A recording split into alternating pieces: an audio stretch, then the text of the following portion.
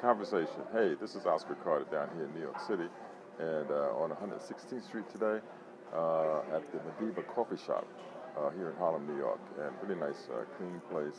It's been open, I think, maybe a little less than a year, I think. Anyways, very nice. Have coffee, tea, pastries, and they have sandwiches here, what have you. And they even have a separate restaurant with.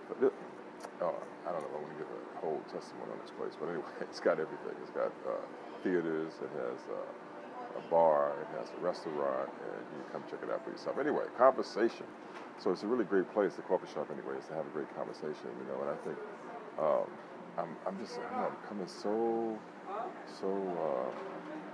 set on the importance of having conversations.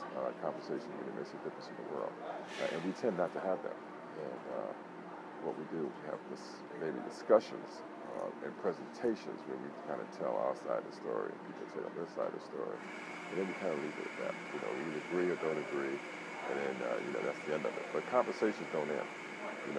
It's on and on. It's a process. It's a journey. And I said the other day to somebody, it's an inquiry. I think it is an inquiry into whatever it is we're conversing about. So I've been having a lot of conversations, as you know, around the race issue and quote-unquote race. Let's get that clear. And I want to continue to have those. I want to continue to have conversations about, how we can make this a better world. More specifically, how we can relate with each other. I'm calling it human relations, in a better way, more enhanced way, so it becomes more meaningful. So anyway, that's about the conversation. And there's another piece of that came about also over the weekend in a conversation, actually.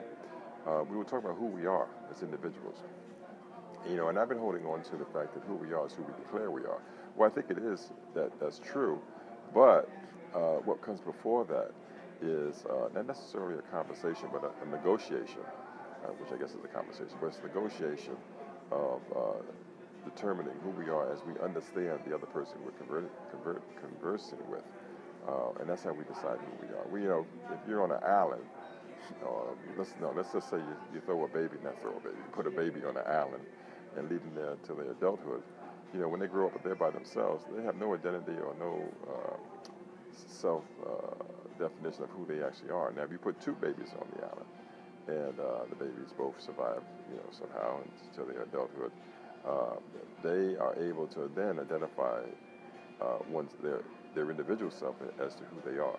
Now, and it may be something different. They may not decide that they're identical in terms of how they define themselves, but they will be able to define who they are.